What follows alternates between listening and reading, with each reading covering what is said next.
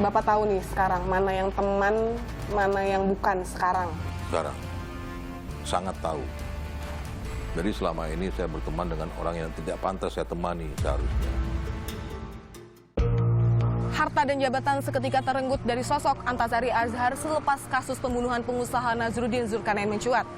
Posisinya sebagai ketua KPK pun terpaksa dilepas oleh Presiden RI ke-6 Susilo Bambang Yudhoyono. Divonis 18 tahun penjara, Antasari pun kini telah menjalani setengah masa penahanannya. Tak mudah mengembalikan kepercayaan dirinya, Antasari pun kini telah menjalani masa asimilasi menunggu bebas bersyaratnya November 2016 ini.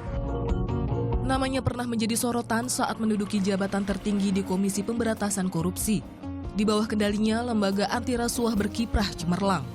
Namun sepak terjang Antasari Azhar tersandung kasus kriminal.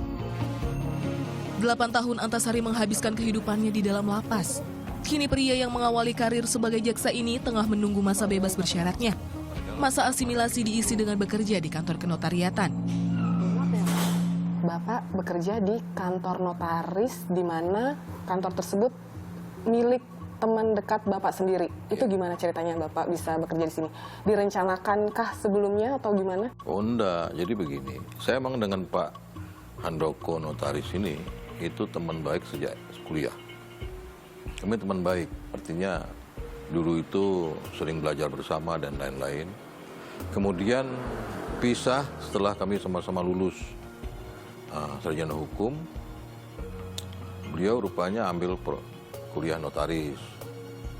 Saya langsung mendaftar pegawai negeri, diterima di kehakiman. Nanti Bapak bekerja sebagai karyawan biasa, digaji layaknya karyawan biasa, tapi masuk ke kas negara.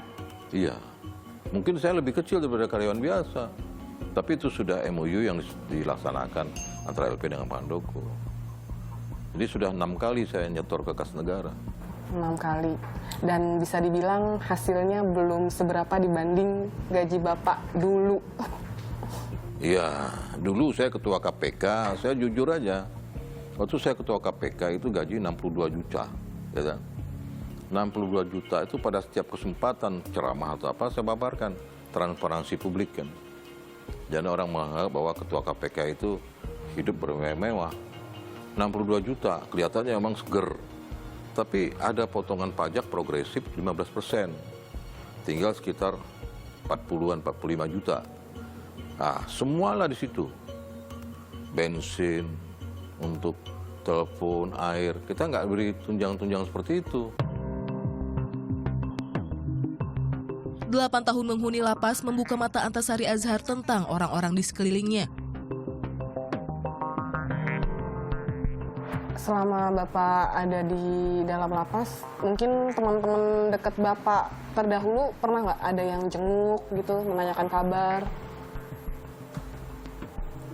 Ini ada pertanyaan Anda mungkin saya tambahkan ya.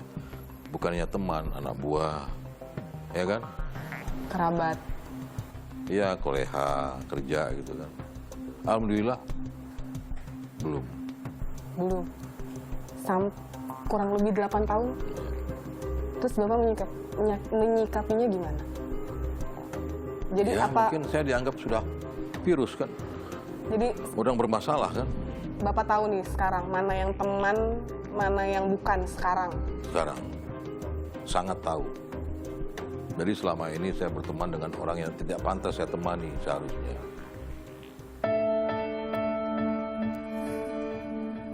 Kini dukungan keluarga dan sahabat terdekat menjadi satu-satunya penyemangat Antasari untuk mengisi hari hingga tiba saatnya kembali bermasyarakat. Menikmati masa tua bersama keluarga, jauh dari hingar-bingar politik menjadi keinginan Antasari dan sang istri. Sebentar lagi akhir tahun, tepatnya November 2016. Ada rencana-rencana mungkin yang sudah Bapak, Ibu, dan anak-anak rencanakan, planning-planning untuk melakukan apa, tidak melakukan apa? Kalau planning sih mungkin enggak ya, cuman saya berharap supaya Bapak itu tidak usah lagi kembali ke pemerintahan lah, saya pikir. Untuk apa kalau hanya untuk begini aja, orang merasa tidak nyaman dengan Bapak gitu. Tidak nyamannya itu apa? Karena ya mereka tahu bahwa kalau Bapak masih ada, pasti tersangkut juga, dan karena bapak itu kan orangnya tanpa pandang bulu. Jelang masa kebebasan, sederet harap tersemat pada Antasari Azhar. Salah satunya datang dari sang sahabat sekaligus atasan Antasari selama masa asimilasi. Ya, saya harapkan beliau itu ya bebas, artinya diberi pengampunan lah oleh presiden kita. Itu saya mengharapkan benar, karena beliau sudah menjalankan separuh masa tahanan. Harapan juga hadir dari keluarga Nazruddin Zulkarnain, korban pembunuhan yang dituding diotaki Antasari Azhar. Saya mendukung bahwa ya ketika Antasari sudah bebas misalnya, dia punya keberanian, punya kemampuan dan keberanian itu untuk mengungkap yang sebenarnya. Siapa sih dalam dibalik semua itu? Siapa yang operatornya yang bermain semua itu? Ya harus. Meski merasa kasusnya direkayasa, Antasari lebih mengikhlaskan semua yang menimpanya terdahulu.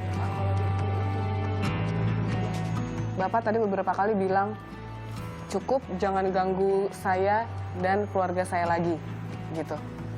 Benar-benar Bapak siap menjalankan hidup layaknya orang normal sekarang, nggak mau lagi berkecimpung di pemerintahan? Kita kan hidup di negara merdeka, merasakan hukum, ya. Ya biarkanlah masyarakat hidup dengan damai, dengan tenang. Nggak usah ganggu sih. Apa saya ini sosok yang mengganggu ketenangan orang? Kalau dulu saya ngusut melaksanakan tugas, ya, mengusut orang, menangkap, menahan. Saya bukan mengganggu kehidupan mereka, kan tugas memang seperti itu kok. Tim Liputan melaporkan untuk NET.